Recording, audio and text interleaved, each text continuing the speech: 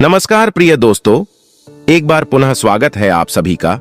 प्रिय मित्रों, आज आप इस कहानी में जानेंगे कि स्त्रियां किस श्राप के कारण गैर पुरुषों के साथ शारीरिक संबंध बनाती हैं और वो अपनी काम वासना पर काबू क्यों नहीं कर पाती हैं। आखिर ये स्त्रियां किस श्राप के कारण ये सब करती है। मित्रों, इसके बारे में आज हम सभी इस कहानी के माध्यम से जानेंगे। मित्रों, आज की हमारी कहानी बहुत ही ज्ञानवर्धक और रोचक होने वाली है, इसलिए आप सभी दर्शकों से मैं ये निवेदन करता हूं कि वीडियो को पूरी व अंत तक अवश्य देखें। तो आइए देखते हैं कि स्त्रियों के अंदर किस श्राप के कारण काम वासना की भूख जागृत हुई थी और किस श्राप के कारण देवराज इंद्र के शरीर पर हजारों यूनियां बन गई थी। मित्रों, प्राचीन काल की बात है। देवराज इंद्र अपने घोड़े पर सवार होकर वन भ्रमण के लिए निकलते हैं, अर्थात जंगल में घूमने के लिए निकलते हैं।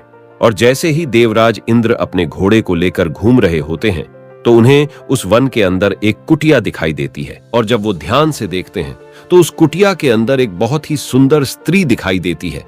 और प्रिय मित्रों, जैसे ही देवराज इंद्र को वो सुंदर स्त्री दिखाई पड़ती है तो देवराज इंद्र उस सुंदर स्त्री को देखकर मंत्र मुक्त हो जाते और मन ही मन उससे प्रेम कर बैठते हैं। मित्रों, उस सुंदर स्त्री को देखकर देवराज इंद्र इस कदर उसके प्यार में खो जाते हैं कि वो अपना धर्म भी भूल जाते हैं और उसे जी जान से प्रेम करने लगते हैं। प्रिय मित्रों, उस समय देवराज इंद्र को यह पता नहीं था कि जिस स्त्री से वह प्रेम कर रहे हैं वो स्त्री तो महान तेजस्वी गौतम आर्षि की पत्नी है। प्रिय मित्रों, उस दिन तो देवराज इंद्र गौतम आर्षि की पत्नी को दूर से ही देखकर चले जाते हैं, परंतु इंद्रलोक में पहुंचने के बाद देवराज इंद्र का मन बेचैन हो जाता है और हर समय उसी स्त्री के बारे में सोचने लगते हैं जिसको उन्होंने उस जंगल में देखा था। मित्रों, जैसे तैसे करके देवराज इंद्र वो रात्रि तो काट लेते हैं, लेकिन सुबह होते ही फिर से अपने घोड़े पर सवार होकर उसी जंगल की ओर निकल पड़ते हैं और चलते चलते उसी कुटिया के पास पहुंच जाते हैं जहां वो एक दिन पहले आए थे। और उस कुटिया के पास पहुंचकर गौतम आर्षि की पत्नी अहिल्या को जी भरकर निहारने लगते हैं।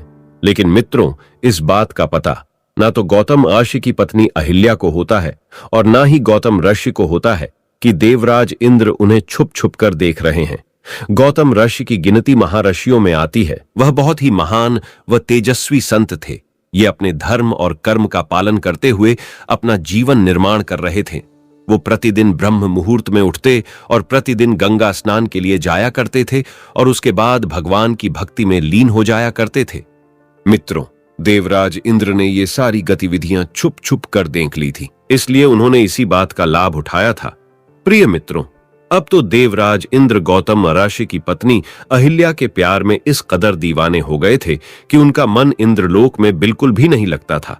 अब तो वो प्रतिदिन उस कुटिया के आसपास आते और छुप छुप कर गौतम ऋषि की पत्नी अहिल्या को निहारते और वो अपने मन में विचार करने लगे कि आखिर इस स्त्री को मैं किस प्रकार प्राप्त करूं जो कि मैं इसके साथ शारीरिक संबंध बना सकूं। और एक बार देवराज इंद्र अहिल्या से मिलने की चाह लिए चंद्रमा के पास पहुंचते हैं और चंद्रमा से कहते हैं कि हे चंद्रमा, आप हमारी मदद करो।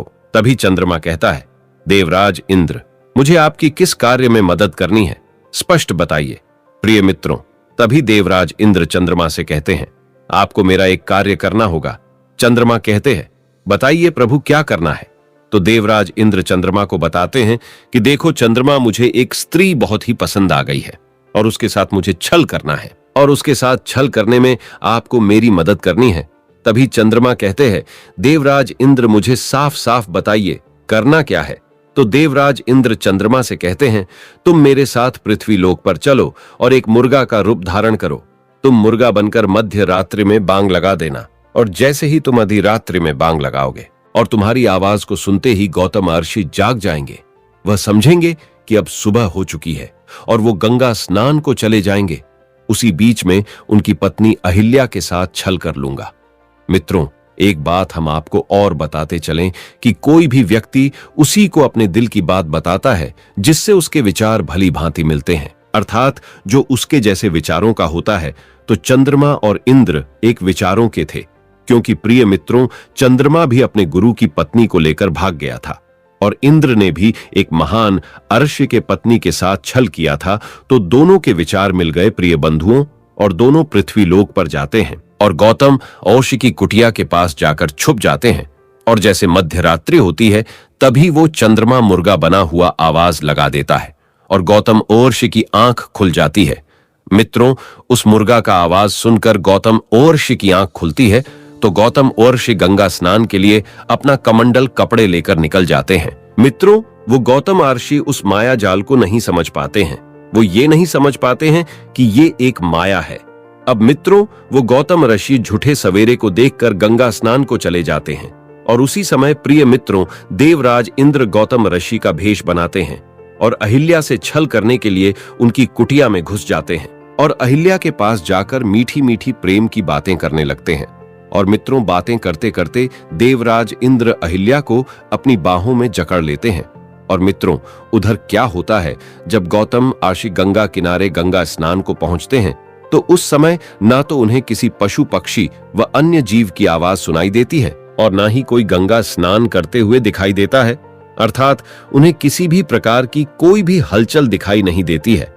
तो मित्रों, इस बात को भली भांति समझ जाते हैं कि हो ना हो ये किसी की मायावी चाल है।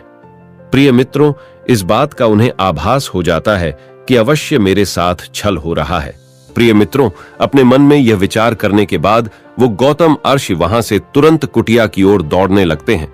तो अपनी कुटिया के समीप आकर वो देखते हैं कि कुटिया के द्वार पर एक मुर्गा बैठा हुआ है।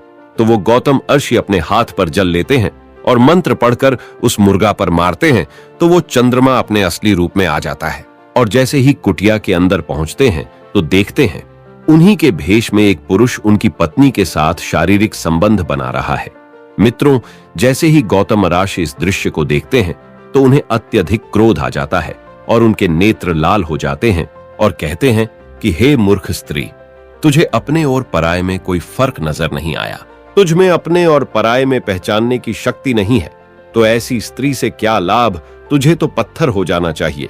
और वो अपनी पत्नी को पत्थर होने का श्राप दे देते हैं और उसके बाद वे और भी अधिक क्रोधित हो जाते हैं और इंद्र को काम वासना का भूखा समझकर इंद्र को श्राप देते हुए कहते हैं, हे देवराज इंद्र, तुम्हारे अंदर काम वासना की शक्ति बहुत अधिक है और तुम हर स्त्री पर आसक्त हो जाते हो।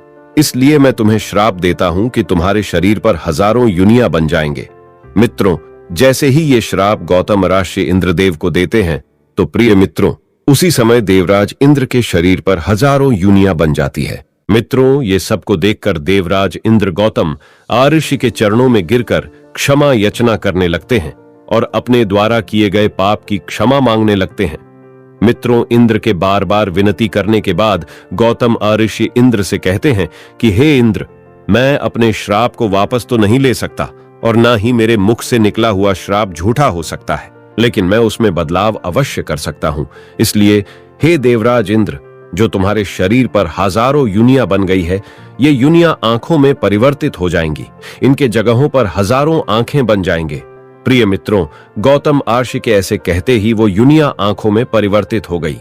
और मित्रों, गौतम अर्षि ने जो अपनी पत्नी को पाषंड होने का श्राप दिया था, तो गौतम अर्षि की पत्नी अहिल्या उनसे कहती है कि हे स्वामी, इसमें मेरा कोई दोष नहीं है जो आपने मुझे पाषंड होने का श्राप दे दिया, क्योंकि मुझे इस बात का बिल्कुल भी एहसास नहीं हुआ कि मेरे साथ आकर के जिसने भी छल किया है, अर्थात जिसने मेरे साथ संबंध बनाई है, कि वह कौन है, क्योंकि वह तो आपके रूप में आया था तो मैं तो आपको ही समझ रही थी। इसलिए इस ग्रंथ में मेरी कोई भी गलती नहीं है, मेरा कोई भी कसूर नहीं है। मित्रों, उनके मुख से ऐसी बात सुनने के बाद वो गौतम ऋषि अपनी पत्नी अहिल्या से कहते हैं कि मैं अपने मुख से दिया हुआ श्राप वापस तो नहीं ले सकता, परंतु मैं तुम्हें एक वरदान अवश्य दे सकता हूं। कुछ समय बाद जब भगवान श्री हरि विष्णु मर्यादा पुरुषोत्तम भगवान श्री राम के रूप में अवतरित होंगे, वो ही आकर के आपका उद्धार करेंगे। उनकी चरण स्पर्श से ही आपका उद्धार होगा। उनके चरणों से स्पर्श होते ही तुम पुनः उसी रूप में आ जाओगी।